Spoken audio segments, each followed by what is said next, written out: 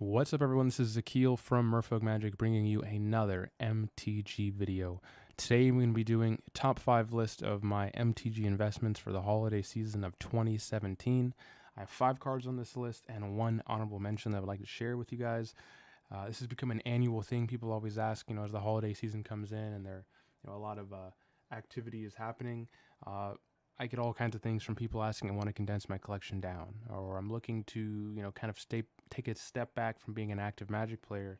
What would you recommend that I put my money in? And while there are, amazing amount of wealth of resources in MTG finance, I do believe that there's a couple gems on this list that people aren't necessarily looking at, and there's a couple different ways of looking at MTG investments.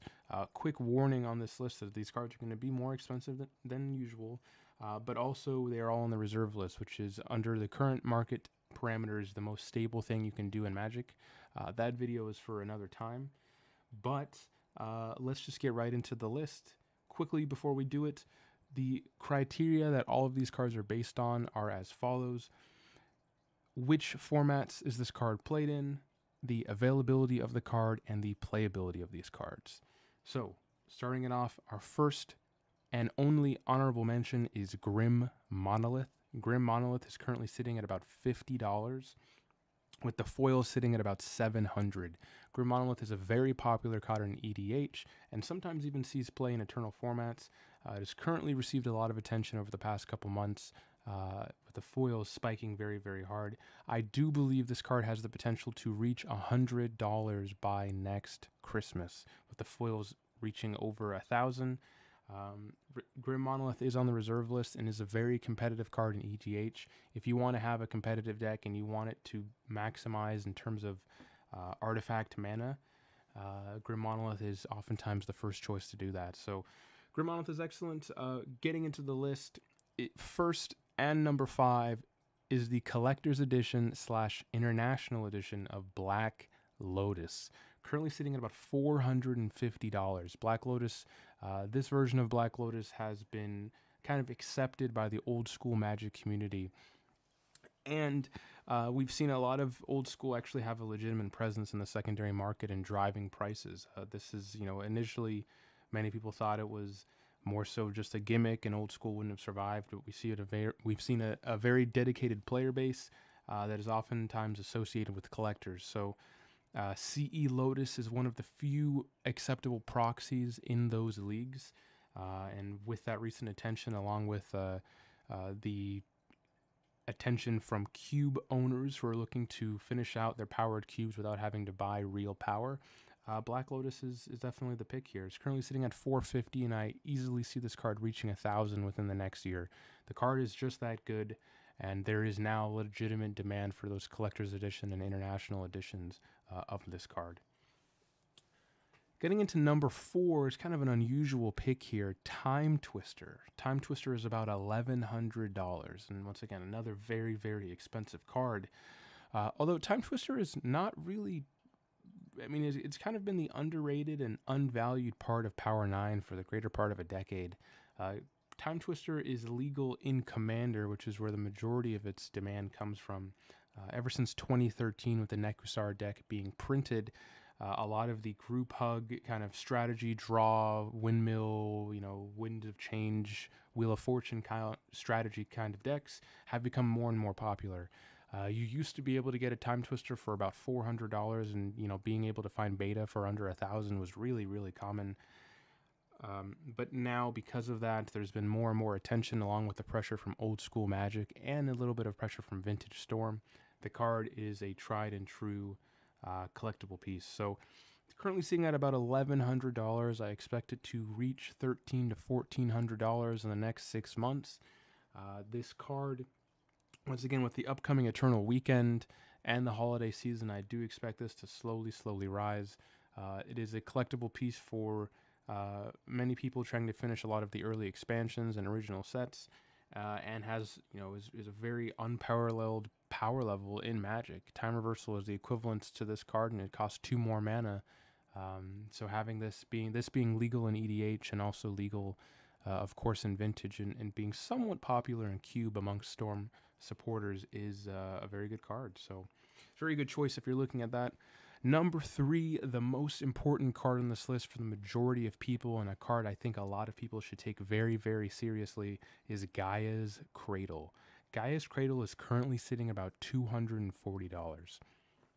And Cradle is a very unique card. I don't need to tell people how strong it is, because if you play Magic, you understand that having a land produce sometimes upwards of 10 to 12 mana is amazing, right?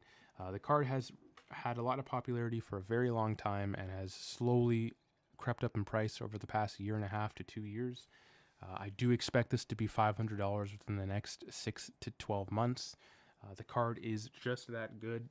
Most of its pressure is going to be coming from Commander, but it doesn't help that this card is, it does help that this card is a forward in a moderately played Legacy deck, which is Legacy Elves. Excellent card in Cube. The foil version of this card is currently sitting at about $700 to $800, with it being one of the very few reserve list cards that are printed in foil. I would highly suggest going after this card. I think it is a very good choice. And just something to pay attention to. Of course, a lot of the cards in this list are very expensive, but Gaia's Cradle is a card that I think a lot of younger people can kind of condense down their collection and some of the extra stuff they have to make a serious go at getting. So Gaia's Cradle is my number 3. Number 2 is this very situational card, the Tabernacle at Pendrell Vale. And the reason Tabernacle is so high on this list is because there are very, very, very few copies available on the market right now. TCG Player currently has 4 total copies. It is sold out from Card Kingdom and sold out of Channel Fireball. Currently at $1,300 and still rising. I expect this card to pass $2,000 in the next 12 months. The Tabernacle at Pendrell Vale is a pretty decent card in Legacy. It is the quintessential deck of probably the most unique deck in Magic, which is lands. A very a competitive deck that plays 40 plus lands is not their normal thing. So it's really fun.